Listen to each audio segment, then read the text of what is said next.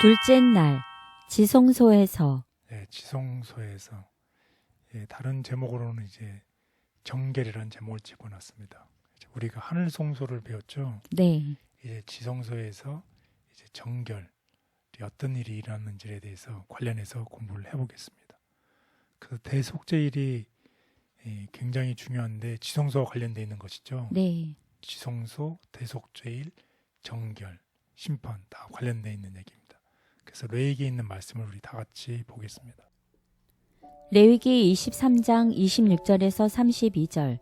여호와께서 모세에게 말씀하여 이르시되 일곱째 달 열흘 날은 속죄일이니 너희는 성회를 열고 스스로 괴롭게 하며 여호와께 화제를 드리고 이 날에는 어떤 일도 하지 말 것은 너희를 위하여 너희 하나님 여호와 앞에 속죄할 속죄일이 됨이니라. 이 날에 스스로 괴롭게 하지 아니하는 자는 그 백성 중에서 끊어질 것이라. 이 날에 누구든지 어떤 일이라도 하는 자는 내가 그의 백성 중에서 멸절시키리니 너희는 아무 일도 하지 말라. 이는 너희가 거주하는 각 처에서 대대로 지킬 영원한 규례니라. 이는 너희가 쉴 안식일이라. 너희는 스스로 괴롭게 하고 이달 아흐렛날 저녁 곧 그 저녁부터 이튿날 저녁까지 안식을 지킬지니라. 여기에 보면은 이제 대속죄일에 하는 일들이 있죠. 네. 29절에 보면 대속죄일에 28절에 보면 아무 일도 하지 말고 그날이 여호와 앞에 속죄하는 일이 되기 때문인데 이 날에 뭐 하라는 것이에요? 너희는 스스로 괴롭게 하라는 것이에요. 괴롭게 하라. 그게 어떤 건가요? 이날을 스스로 괴롭게 하라는 말은? 네, 아주 굿 포인트입니다. 이제 좀 더 이제 기다리시면 이제 공부할 수 있겠습니다. 네. 예, 이제 우리 다 같이 그런 의심점을 가지고서 예. 질문을 가지고 공부하면 아주 좋겠습니다.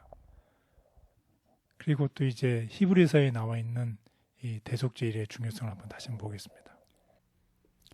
히브리서 9장 23절 28절. 그러므로 하늘에 있는 것들의 모형은 이런 것들로서 정결하게 할 필요가 있었으나 하늘에 있는 그것들은 이런 것들보다 더 좋은 제물로 할지니라.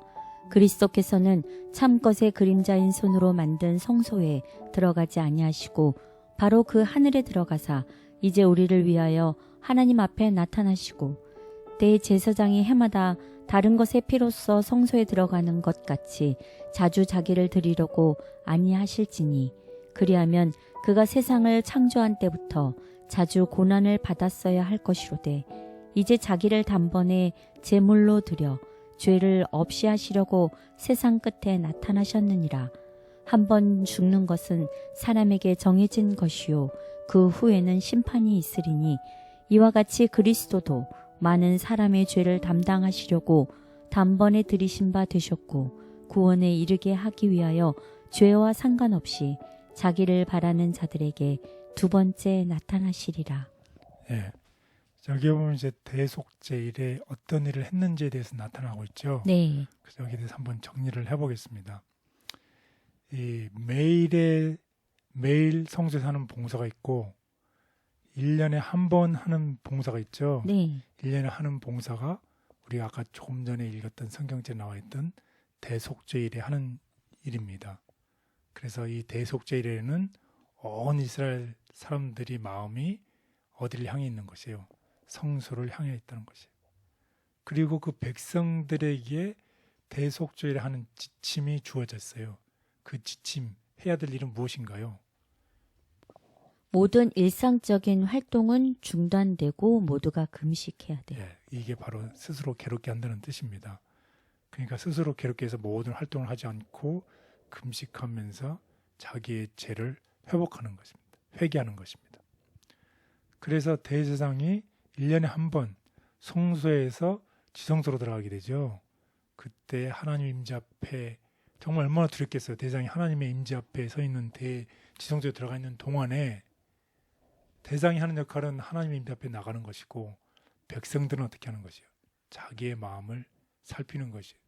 여기서 하나님이 거룩하신 분이기 여기서 혹시라도 괴롭게 하지 않는 사람들은 어떻게 된다는 것이요?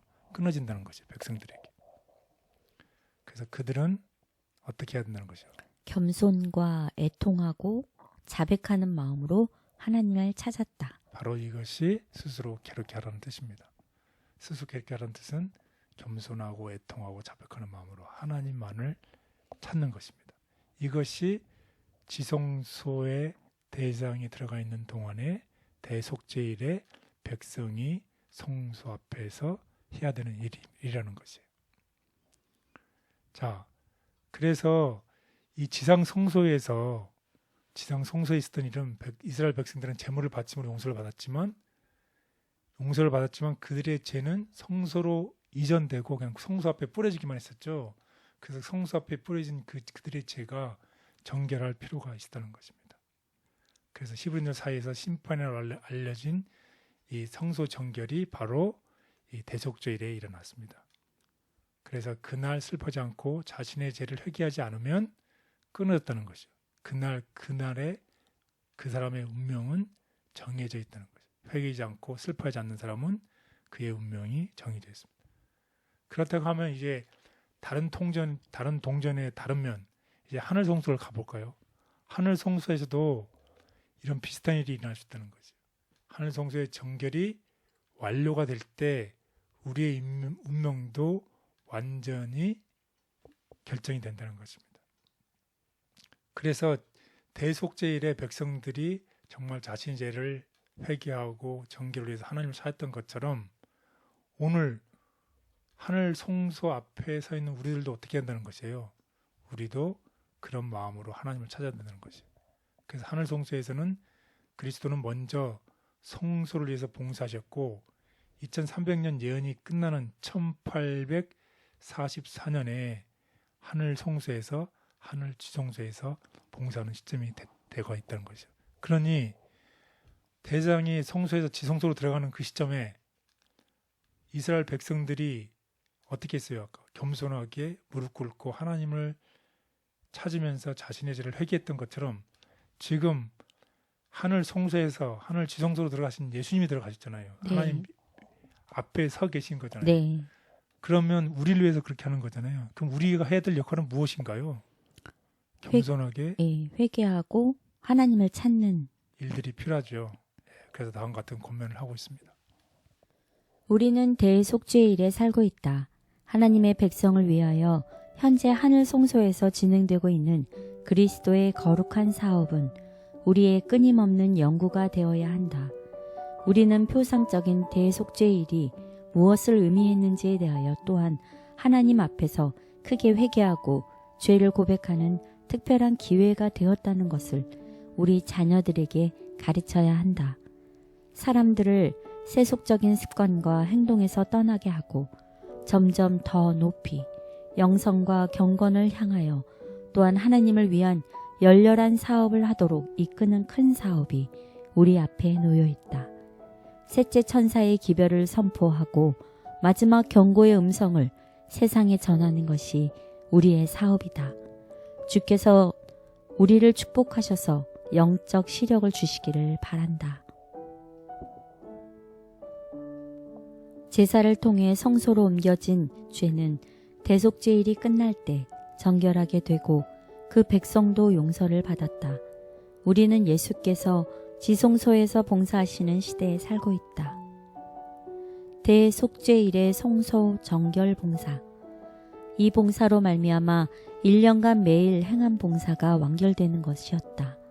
이 속죄일에 2마리의 염소 새끼를 성막 문으로 끌고 와서 그 둘을 제비 뽑아 한 제비는 여호와를 위하고 한 제비는 아사셀을 위하였게 하였다. 그리하여 여호와를 위하여 뽑힌 염소는 백성을 위한 속죄물로 죽임을 당해야 했다. 그리고 대제사장은 그 피를 휘장 안으로 가져가서 속죄소 앞과 그 위에 뿌렸다. 대속죄일을 맞은 하나님의 백성들이 자신을 살피며 그 마음이 성소로 향한 것처럼 오늘 우리의 마음도 성소로 향하기를 원합니다. 주님, 우리의 많은 죄와 악들을 용서하여 주시고 겸손히 간구하오니 주님의 은혜를 입도록 도와주옵소서. 예수님의 이름으로 기도드렸습니다. 아멘.